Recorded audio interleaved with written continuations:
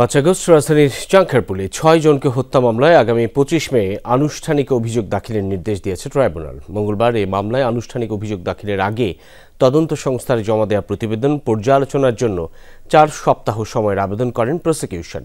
শুনানি শেষে ২৫ মে অভিযোগপত্র জমা দেওয়ার নির্দেশ দেন ট্রাইব্যুনাল। এর আগে এই মামলায় সকালে ইন্সপেক্টর আরশাদ হোসেন এবং কনস্টেবল মোহাম্মদ সুজন হোসেন, ইমাজ হোসেন ইমন ও নাসিরুল ইসলামকে আন্তর্জাতিক অপরাধ ট্রাইব্যুনালে হাজির করা হয়। গত রোববার এ মামলায় সাবেক ডিএমপি কমিশনার হাবিবুর রহমান সহ ৮ জনকে অভিযুক্ত করে চিফ প্রসিকিউটর কার্যালয়ে তদন্ত প্রতিবেদন জমা দেয় তদন্ত সংস্থা। চিফ প্রসিকিউটর জানান, ভিডিও ফুটেজ দেখে যাদের সম্পৃক্ততা মিলেছে তাদেরই অভিযুক্ত করা হয়েছে। চানখারপুলের স্পেসিফিক এই ৬ জন বিপ্লবীকে হত্যা করার যে ঘটনা, সেটার ভিডিও চিত্রে শুধুমাত্র পুলিশ বাহিনীকেই সম্পৃক্ত পাওয়া গিয়েছে। সে কারণেই এই মামলাতে ৮ জন পুলিশের বিরুদ্ধে তদন্ত রিপোর্ট দাখিল হয়েছে। তারা লোকাল আওয়ামী লীগ, যুবলীগ যারা সম্পৃক্ত ছিল তাদের ব্যাপারে তদন্ত অব্যাহত আছে এবং তাদের সম্পৃক্ততা পাওয়া গেলে তাদের বিরুদ্ধে চার্জশিট দাখিল হবে।